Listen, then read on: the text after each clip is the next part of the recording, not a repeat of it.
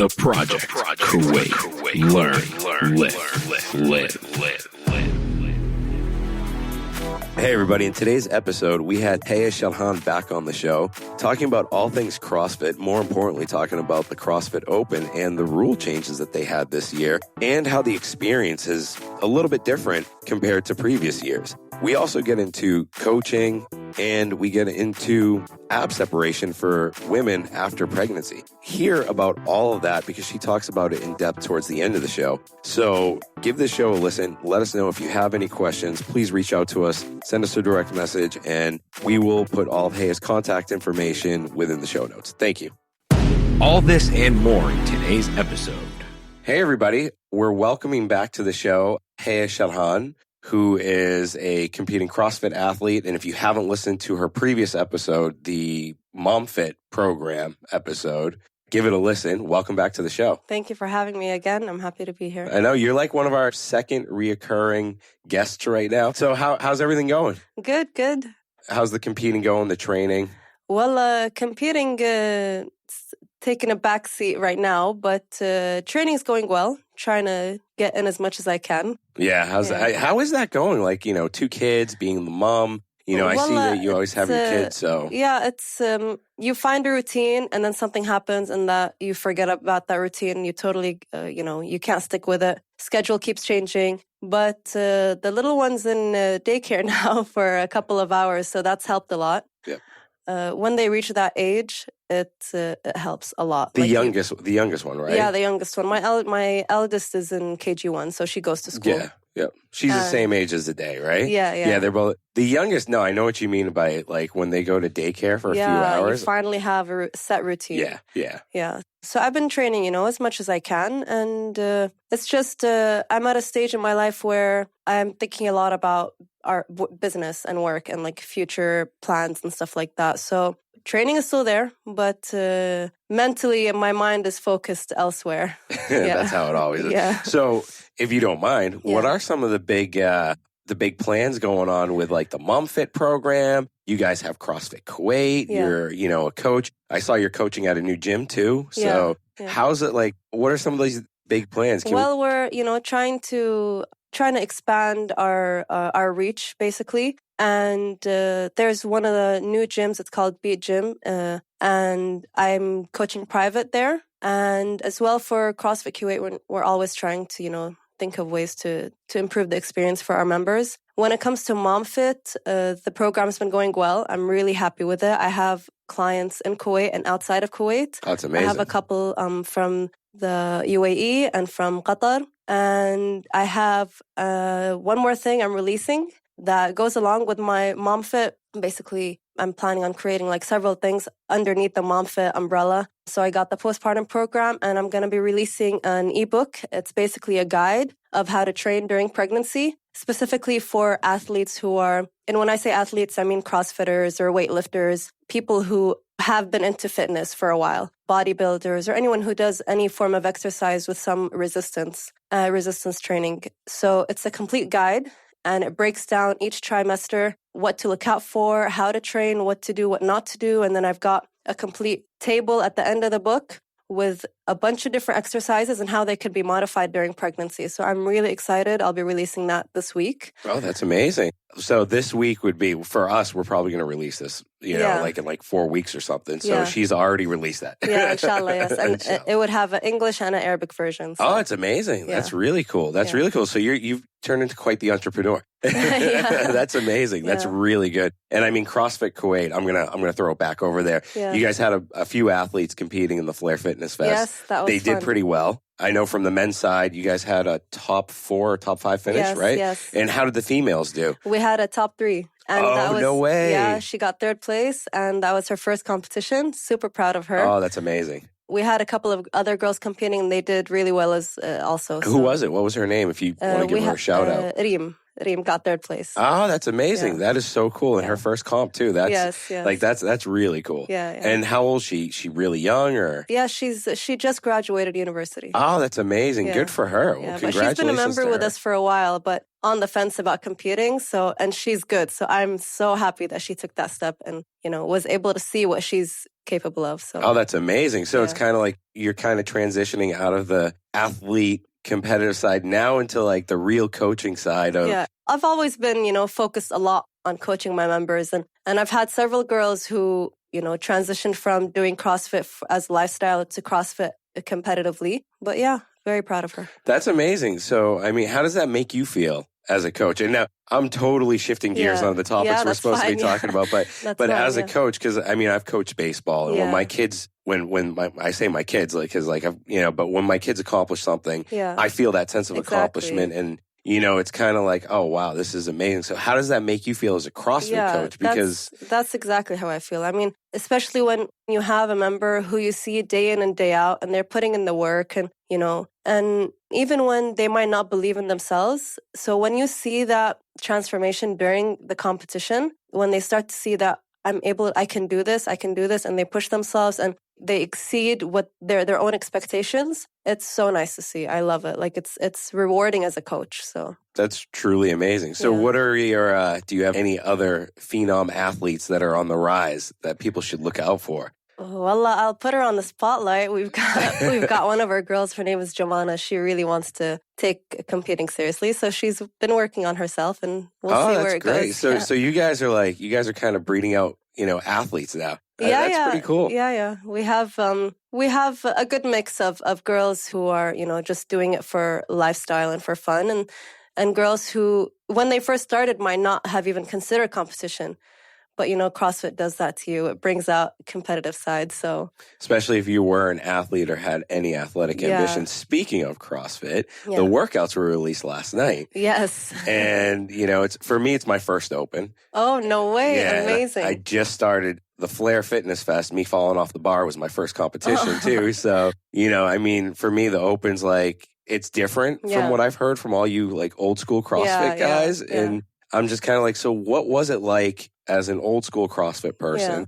What is it like now? Because the transition that I've seen, Glassman's really making a hard push towards the health, fitness, lifestyle aspect versus the competitive aspect. Yes. I'm very happy with the vision that Glassman has for CrossFit. I mean, I feel he's trying to not fix, but to change the perception of CrossFit within the fitness industry. Because the sport of CrossFit, with the games athletes, the high intense training, the overtraining, and all of that entire image basically is what people see when they think of CrossFit. But that's not what CrossFit is really based on. And I think that's what he's trying to bring back, which is great. But at the same time, some of his changes are like he's taking away what the community loves about the game season. And the game season, which is the Open and what was regionals and the CrossFit Games. And I know, for myself and from what I see online, millions of people look forward to this time of year. And he basically just destroyed all the excitement. I mean, the Open is still there, but CrossFit used to have a media team. And there was so much suspense and excitement that would go with this stage of the competition, which is not there anymore, which is kind of sad for people who are so used to what the CrossFit Games used to offer the community before. But the Open is still a great competition. It's still a great way to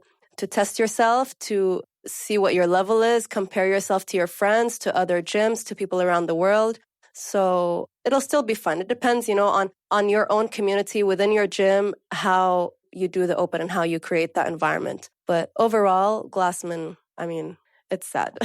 Well, I mean, I was talking about it earlier, and I'm speculating here. This is my prediction of what's going to happen to CrossFit. I think they're going to move away from the games, and it's going to be these sanctioned events are all it's going to be. Yeah, which I don't see a problem with that, to be honest with you, because it really did back away from the health and fitness part since 2000 and I'd say 10 or 12. Yes. It's been seen so much of it as a competitive sport. Yeah. Now, as an athlete, how does that keep you motivated towards your training goals? And are you still training for competitiveness or are you training for, the health aspect of it? Yeah. When I'll speak for some other athletes, I know that many athletes, basically, their training is focused on making it to regionals. And now regionals doesn't exist.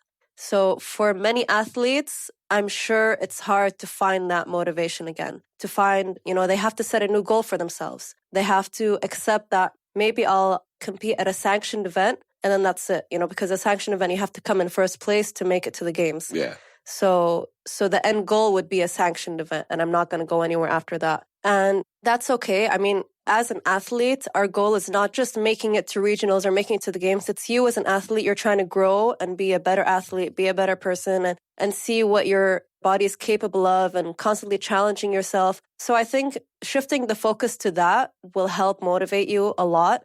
Trying to improve your performance every day, and not having the end goal be like a specific rank or a specific qualifier or something like that. So when it comes to me, I think, motivation is hard. Motivation comes and goes. It's not always there. But when I have a plan for myself and I follow that plan and I track my progress, seeing my progress, that motivates me. That helps me keep going. Because to me, there is no end goal. I just want to keep getting better. Even if some stages in my life, the progress slows down, but as long as I'm still aiming to get better every day, that helps keep me motivated. So, all right. I mean, because this is coming from an ex-regional athlete. Yeah. So I mean, for me personally, I was looking at it this year. I picked the wrong time to take up CrossFit. Like I really picked the wrong time because I was like, all right, my goal is to get into the Masters category, finish as best as possible. I mean, my goal is always to win. Yeah. I really don't care that I'm new to the sport, whatever. My goal is always to win and compete. Now, when they shifted that for the Masters and for the teens, because you have some teens that you train, correct? Yeah. Now, how does that? Because I know the Masters and teens, it used to be 20, and they've cut it down to 10 that make it in. What they did to the Masters is so unfair. What about the teens? Teens as well. The Masters and the teens. Yeah. They basically put you in this one slot, and it's like just the top 10. Yeah. So how are some of the kids that you coach like? I don't have any competitive teens. Oh, okay. Yeah, all right. I thought you did. I thought you had a couple of them, but okay. Yeah, but it's tough. I mean, if you do want to make the top 10, then you have to make a lot of sacrifices, and you have to understand that it's not an easy road, and you just have to work towards it. But it's hard. It's really hard. It's not. I mean, especially for someone who is just starting out CrossFit now, you're going up against people who have been doing it for years, and that experience and that training all adds up. So I think if we're going to be talking about the Open, seeing your rank go up every year is also something exciting to see, comparing yourself to, you have this option of doing custom leaderboards, so you can compare yourself to being like, the fittest master in Kuwait, the fittest master in the region. So that could be different types of goals, But yeah, what they did to the Masters, I think, because in the games, the Masters didn't even get that much attention. So now it's neither did the teens either. Yeah, teens as well, yeah. So I don't know what their goal is or what their aim is. Yeah, and it's funny because everybody gets old. Matt Fraser's going to be a Masters, in like a few years. The Games Masters right now are, a lot of them are, previous individual Games athletes. You've got Neil Maddox, you've got Chris Beeler, you've got a bunch of other big names that are competing in the Masters division. It's interesting that they're taking that shift. I mean, then again, everyone's going into the Open as the Incredible Hulk, and like seeing them compared to the athletes in 2009. Yeah, the shift in like size, body composition, everything is just it's scary. It's like we were really that far behind 10 years ago. So shifting gears a little bit, what advice would you give coaches to their athletes? Okay. I mean, I know advice you compete with coaches, but what advice would you give coaches too? Because we do have trainers that listen to this. Yeah. In relation to what? To the Open? To the Open. And in general, keeping their athletes motivated. Yeah. I think, a lot of the gyms, especially in our region, they have been advertising the Open. They'll have, a sign-up sheet, and they'll have, they'll try to explain to their members what the Open is all about, basically to motivate their competitors to sign up or their athletes to sign up. I think the best thing that you can say to your athletes is that competition is a great way to test yourself. It's a great way to find what your weaknesses are, so you could have a goal to work towards something after the Open. It's also a fun time to compete with your friends, your other members in the gym. So letting your athletes know that this is for fun, but it's also a great way to improve. If you want to improve, that helps motivate them for sure. Okay, now, what's some of the best advice you've received from your coach? Well, the best advice, my coach is my husband, Yusuf Al-Bakhsami. This was a few years back. Before I started competing in CrossFit, I was not a competitive person, and I wasn't a very confident person. CrossFit helped improve that a lot. And one thing he told me, and I think he sent me, it was a long message, and I still have it saved because every once in a while, especially before a competition, I'll read it and it helps me. The main part of the message he was telling me is to believe in yourself, because if you don't believe in yourself, if you don't have faith in yourself that you can achieve the goal that you want, or you can do, or that your body can do what you want to do, it's going to be really hard. But if you truly, truly believe in yourself, obviously back that up with the hard work that you've done and preparing yourself, I really do think that it helps a lot.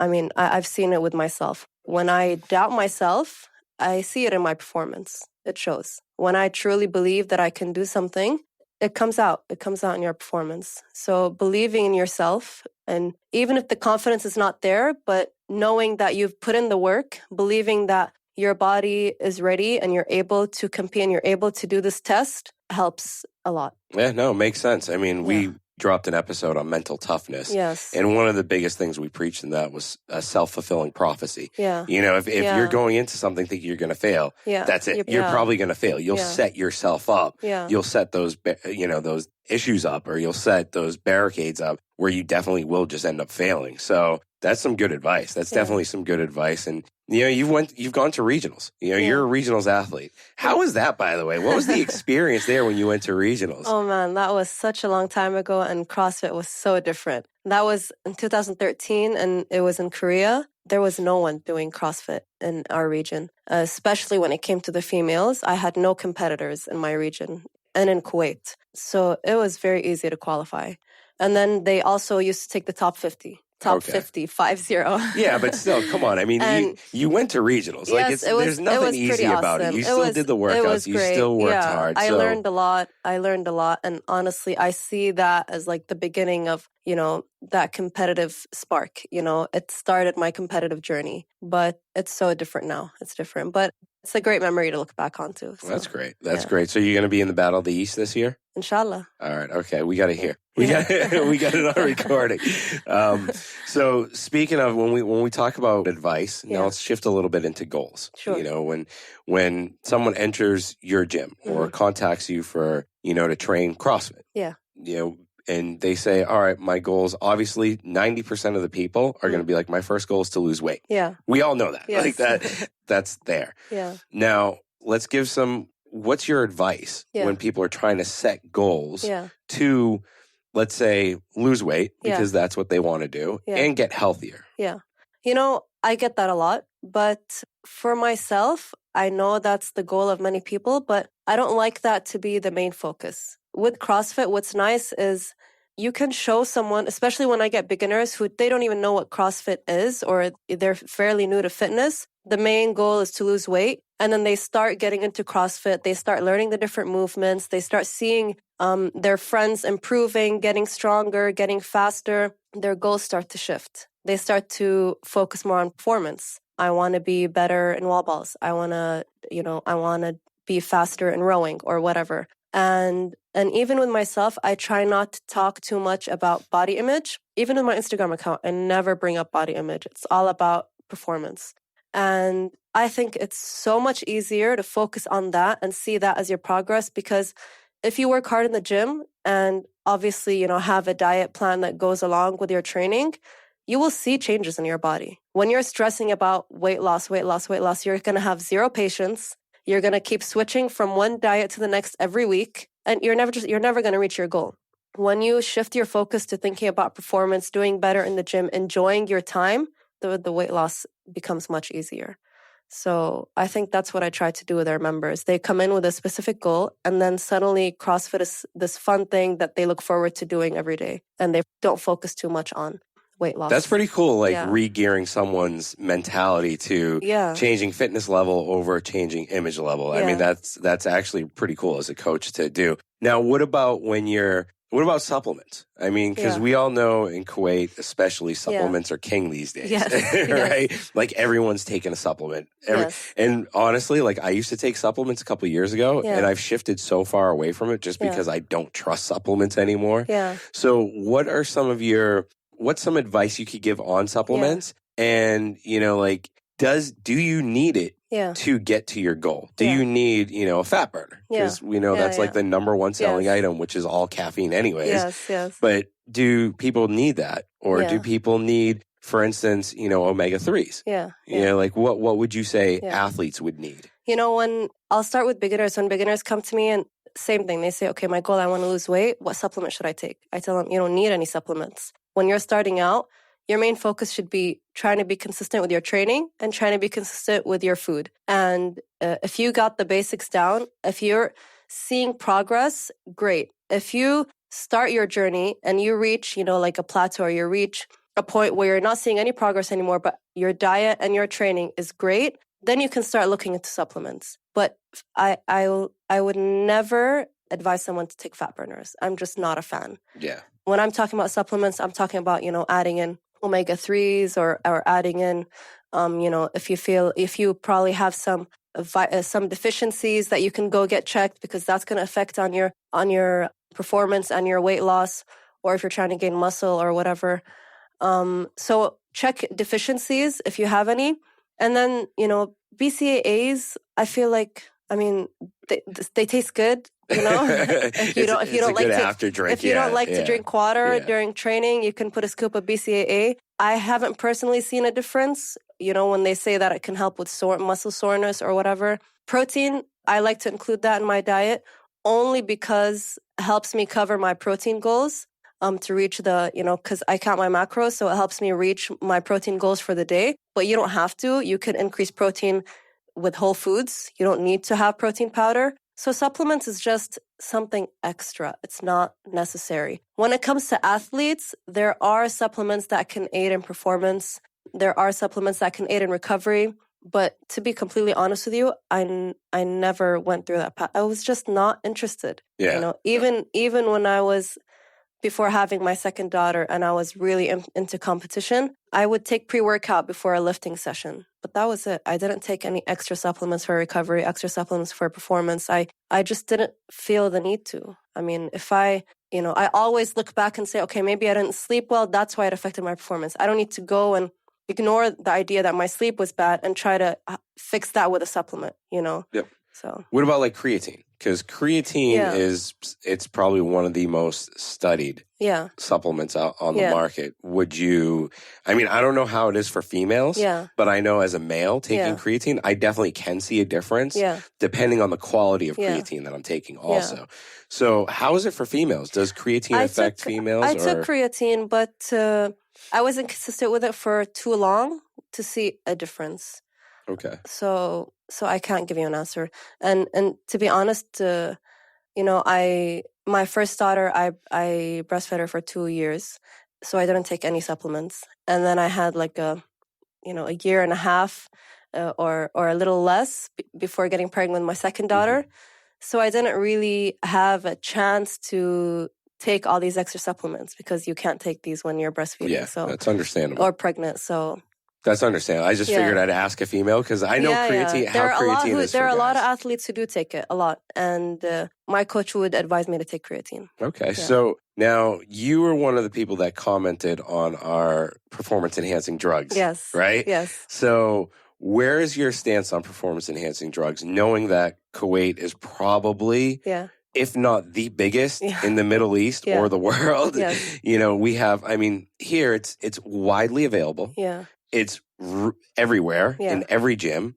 I don't know how it is in the female scene, but I know in the male scene, it's like if you're not taking something, you're missing out. Personally, I don't take anything. You know, I tried it when I was younger, didn't really take to it. It pushed me away from weightlifting. So how is it from the female perspective? You know, I was really, I don't know if you can say ignorant, but I didn't know anything about this whole world of performance-enhancing drugs and steroids, especially in Kuwait. I mean, we grew up, we'd see needles on the floor, but I didn't really know what that was all about. Everyone's a diabetic.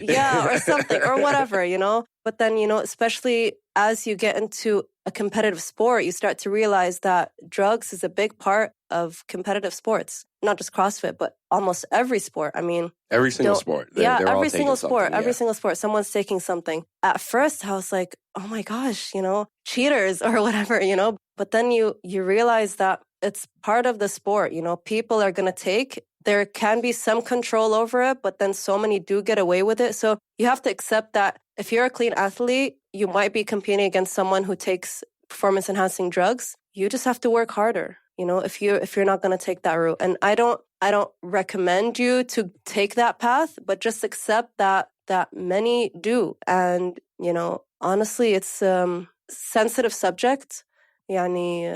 So I have a sensitive question for you. I'm going to put you on the hot seat for a second, okay? Yeah. You don't have to answer this if you don't want. Now, say, hypothetically, you have an athlete. Yeah. They qualify. Yes.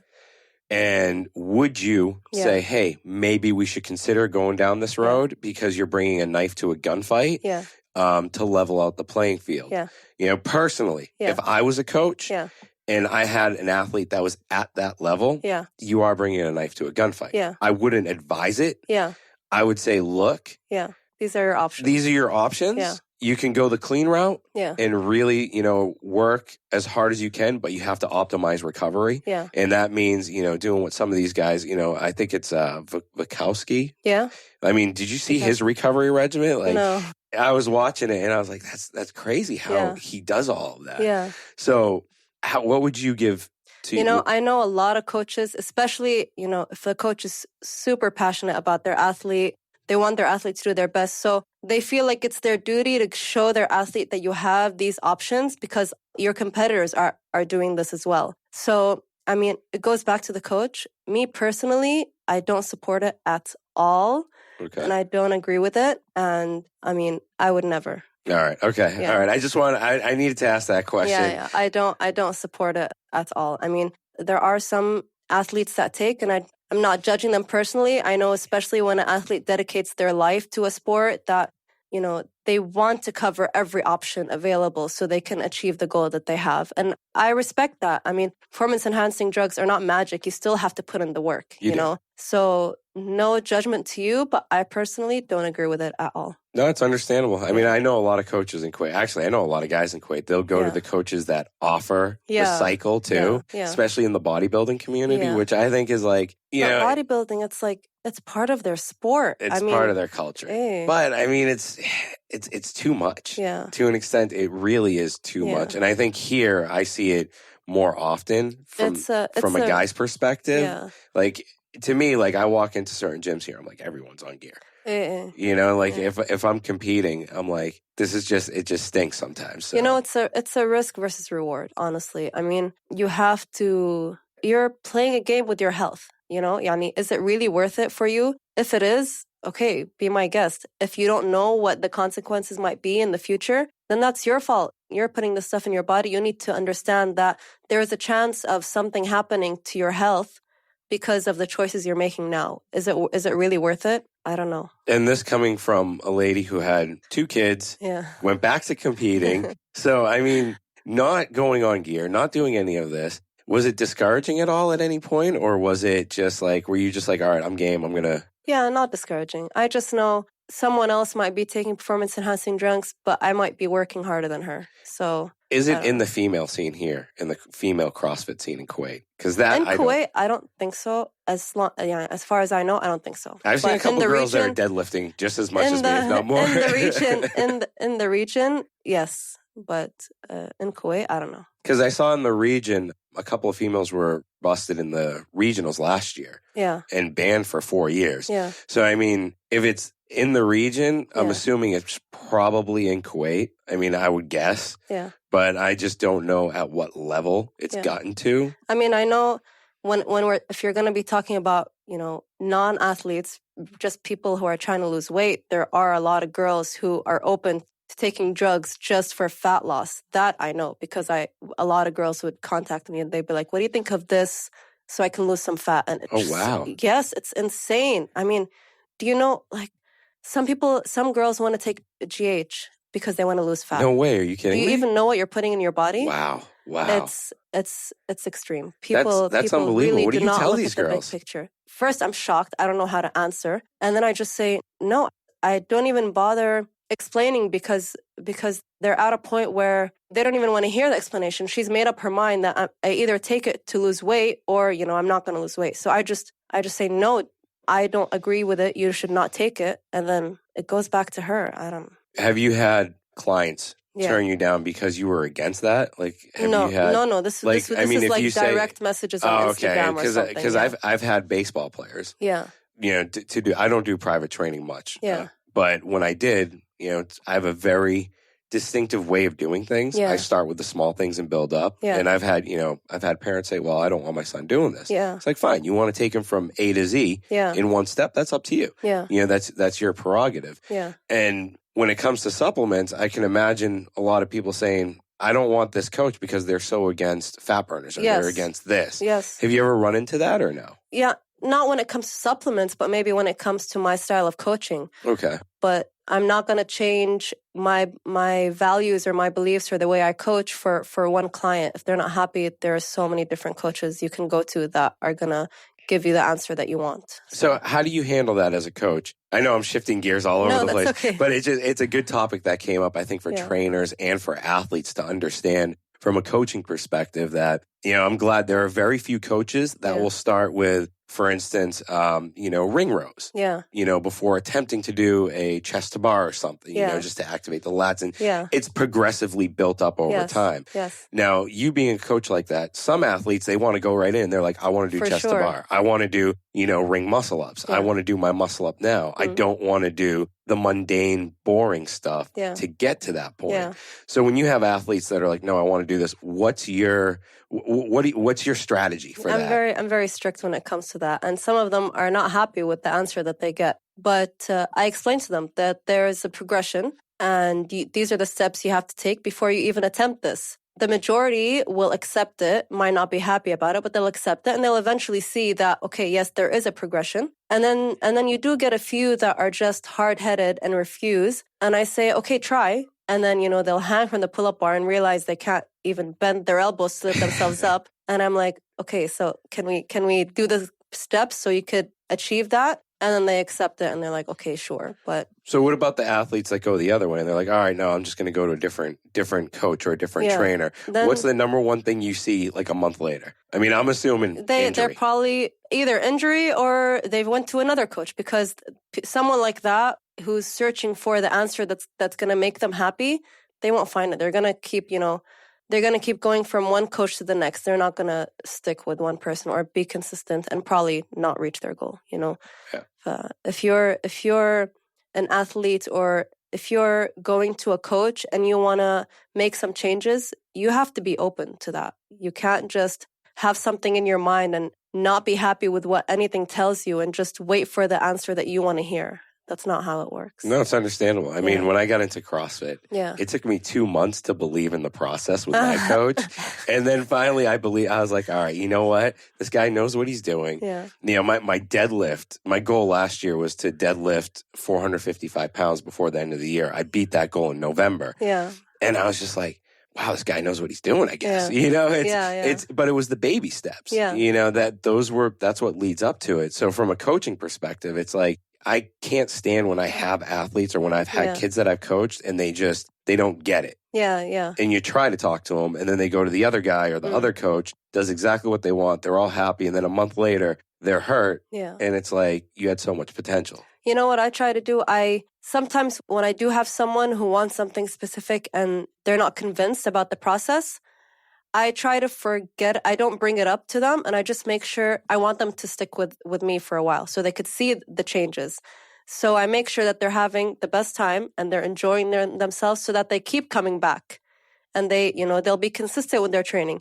Eventually, they will see the process happening. They will see the changes and the progress and then they'll believe, So, that's a great strategy. That's actually a pretty good strategy. So just try to have them enjoy their time and not bring up the thing that they want to do. And just within their training, they're working on it, whether they know that this is part of the progression or not. And then they'll eventually see the progress. So when we're talking about the progression side of things, what's your normal day look like as an athlete training, and what are your progressions right now after coming back from your second child? So how are you progressing further? I mean, you know, my training's all over the place now. It depends on how much time I have.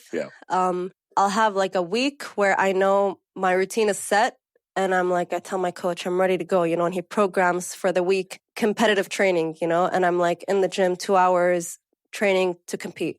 And then the week after that, you know, something happens, I get busy, or the kids, you know, have a holiday or whatever, and I'll have like half an hour to train. My training completely changes. I'll do like one WOD, or maybe, you know, it'll be like a session, like a bodybuilding session where it's all accessory work, or maybe it'll be like a workout at home. So it's hard to find that balance, but as long as I'm consistently moving and training and exercising, it's fine. You know, I'm not going to be going backwards.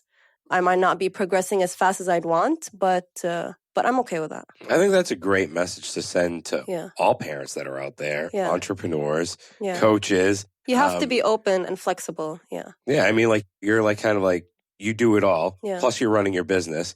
So it's pretty cool that you can do that and still have that mindset of, you know, any little improvement is a good improvement.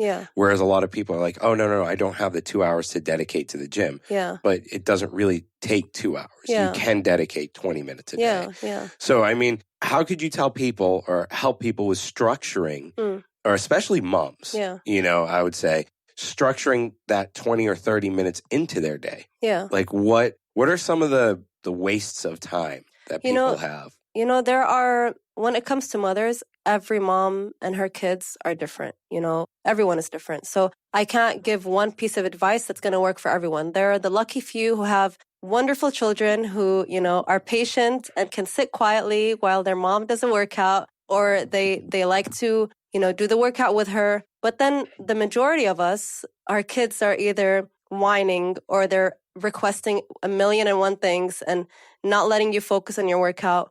I personally don't like working out with my kids around me. So even if I'm at home, I'll wait till they sleep so I can get a workout in. My eldest daughter enjoys watching me work out, but to me, what's most important is the intensity that I put in my workout, whether that's 10 minutes or 2 hours. I can't give as much intensity as I'd want if I see my daughter in the corner of my eye and she's about to hurt herself. So I think it's just finding what works for you. It can be at night after the kids' bedtime. It can be when your kids, you know, are either busy playing. You can quickly get a workout in. You can do play dates. You know, if you have a friend or a family member that could help you out, you know, set specific time and days throughout the week where they can watch your kids. I know my husband's family helps me out a lot with that. And if your kids go to school, then when they're great. in school, right? Yes, I brought a day with me once to a workout, and I never did it again. I can't. I just can't. I mean, he's over at the cable machine trying to pull everything down and you know, grabbing weights. I'm like, no, it's hard. I mean, there are all these Instagram moms who are doing workouts and they've got their babies crawling next to them. I have a couple of videos like that, but that's for Instagram.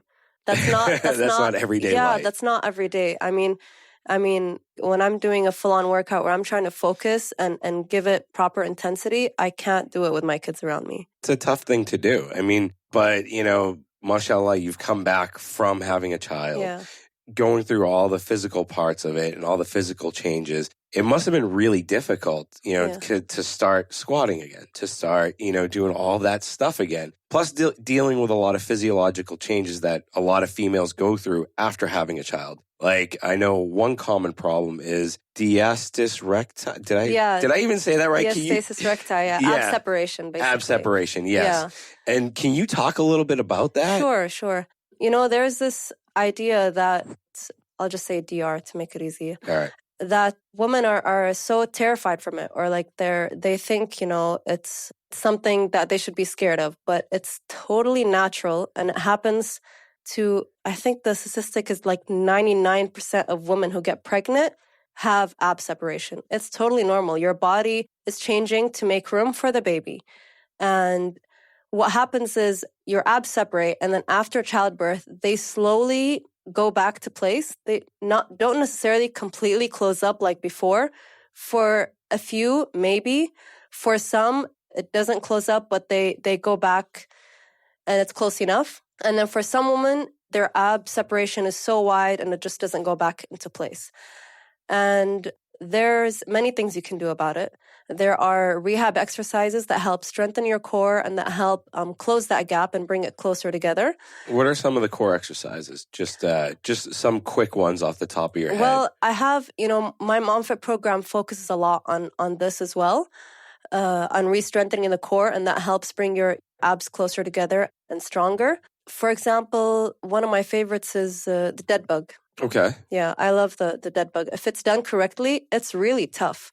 I give it to some of my girls in my classes who don't have kids. And for everybody, I'm going to include the dead bug in the show notes, not to cut you off, just so I remember to say that so they can look at the show notes. What's great about it is totally safe because there are some ab exercises that can make the ab separation worse, like sit-ups, crunches, toes to bar, if you don't have good core control. Any crunching-like movement. I once saw a video of a physical therapist using this as an example where if you had like a sweater with a zipper, and if the zipper, how sometimes you'll close the zipper and then the zipper will open up in the center. When you do a crunch, that zipper widens the two sides of it. Oh, wow. It opens up. So that's kind of what happens when you have ab separation.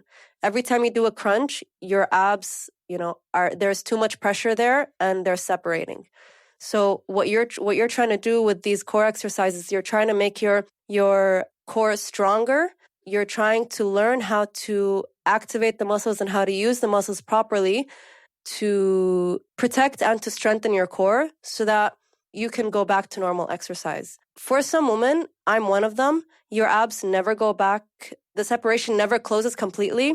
I still have ab separation, but I have full control of my core. My core is pretty strong and I know how to breathe properly and how to use my core muscles properly during exercise, that I don't have any symptoms and it does not affect me in any of my exercises or in my training. Some women where even with rehab exercises and with core strengthening exercises, their abs are still really wide, might need to have surgery for it. So, oh, really? Yeah. I didn't know that. That's pretty intense, though. Yes, but the majority can work on it. So they can work on closing the gap. So basically kind of stay away from crunches. Like exercises. Because I guarantee you there are a lot of trainers out there where a woman goes in after having a challenge. Yes. She's like, I want to lose my weight. Yes. Lose my weight. I want my Sit-ups. 6-pack. And they go straight Sit-ups. into the sit-ups. Yep. So that's like a no-no. Yes, basically, because, stay away from that. When you have ab separation, there's nothing holding in your gut, basically, So some women, you'll see that they lose all the baby weight, but then she still has like a pooch or whatever it's called. Yeah. Yeah. Yep. So she still has a small protruding belly. And the majority of the time it's not extra body fat. It's your ab separation. That's so interesting. There's so much information that moms don't know about their bodies. The more I learn, the more it bothers me that this information is not widespread. Is there anything else women should watch out for, besides sit-ups, learning how to breathe properly when you exercise, when you lift your kids, when you lift anything heavy. A lot of women hold a lot of tension in their body, probably hold their breath. That's so much pressure on their pelvic floor and on their core. And learning how to breathe properly is really important day to day, and especially in your training if you're lifting weights. Because if you're holding your breath and, you just had a baby and then you're lifting a heavy back squat and you go down deep into that squat and you're holding your breath, there's so much pressure in your body, and this could lead to symptoms that could affect your training. Well, we had Dr. Mohammed Al-Jalabi. Yeah. He works with you guys. Yeah. Jalabi, yeah. I always get his name wrong. Yeah. And he's his episode will have aired by now. Yeah. And he really talks about breathing. He stressed on it so much. We actually have a breathing expert that's coming in to do a show. Yeah. He's all about breathing and breath work. So, that's pretty cool. And it's just, that's so alarming because I can imagine how many females probably hurt themselves by going back into doing crunches. And then they live with it. They assume that, after having kids, this is how my body is. I'm just going to always be weak, or I'll always be in pain, or I should just forget about this form of exercise. But it doesn't have to be that way. Yeah. So, as a guy, I've always known I try and stay away from weightlifting belts, for instance, because there's that muscle that's sort of your internal weightlifting belt, and that actually helps with breath work. It helps with, your core, so to speak. I can imagine for females, like, I forget the name of the muscle. Yeah. But for females, it's probably really weak Yeah. when you come back after having a child. Yeah. So what are some of the bracing techniques they can do? Yeah. Well, in my MomFit program, I teach that in the first week, basically, is how to activate your core muscles. Body awareness is so important. And so many people just don't have that. They just don't understand. They'll be moving around. They don't know what their arms are doing. They don't know, they're not bracing their core when they're doing specific movements. And body awareness is really important. So I think learning how to activate certain muscles, learning how to use your core, how to brace your core. And when I say, bracing your core, I'm not talking about sucking it in and, trying to get a flat stomach. That's not how it works. That's not what you should do when you're lifting a weight. When a coach tells you, keep your core tight, you don't suck it in. You need to understand what that means. And it's hard to explain it through while speaking, because with my girls, I have to I'll hold them and I'll show them the difference between sucking in and bracing your core. And that's something that's important, and a lot of athletes and especially women need to learn how to do. And then you get the athletes that you say brace your core and they stick their stomach all the way out. Yeah. Because I fell into that category years ago. Yeah. So it's like it's funny that there are so many technical things that I think females need to look out for, and it would probably be a good investment for any mom to invest in the MomFit program. Yeah. I mean, I know we drilled on that a lot in our last episode, but this part of the topic, this part of the episode was to me was like gold, because the whole crunches thing and like everything else. Are there any other exercises females should watch out for when they're... Any exercise where they feel pain, discomfort? There are some exercises that, I don't know if it's okay for me to say this, but like a woman might pee herself. That's fine. Everything is okay to say on this show. Everything is okay. She would face some, it's called urinary incontinence, where she can't basically control her bladder. So any jumping movements, it doesn't have to be that way. That can all be fixed. You can work on all of that. There are exercises that can strengthen your body and rebuild your body and avoid those type of symptoms. So any exercise that causes unusual symptoms should be avoided until you address the problem first. Okay. All right. Well, that's some enlightening stuff, even from a male perspective. Yeah. Because I'm sure there's got to be at least a few first-time, dads or husbands where, they're looking at it for their wives who are getting over pregnancy. Yeah. I know my cousin just had a baby.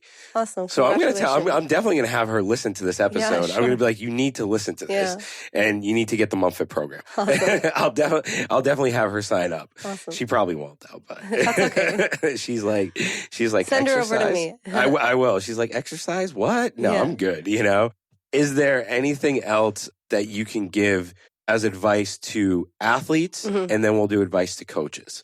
Like last words on some of the things we've talked about, kind of summing it all up, from the CrossFit Open to supplements, performance-enhancing drugs, to training after pregnancy. Yeah. When it comes to athletes, I think, this type of advice is everywhere, but really consistency, I can't stress how important that is. And when I was talking about earlier about how my training is, how I'll have a week of competitive training and then a week of trying to fit in a workout whenever I can, as long as you're consistent, you will still see progress. I can go 2 weeks without doing any weightlifting, but then I'll go and I'll lift the same number I was lifting a month ago.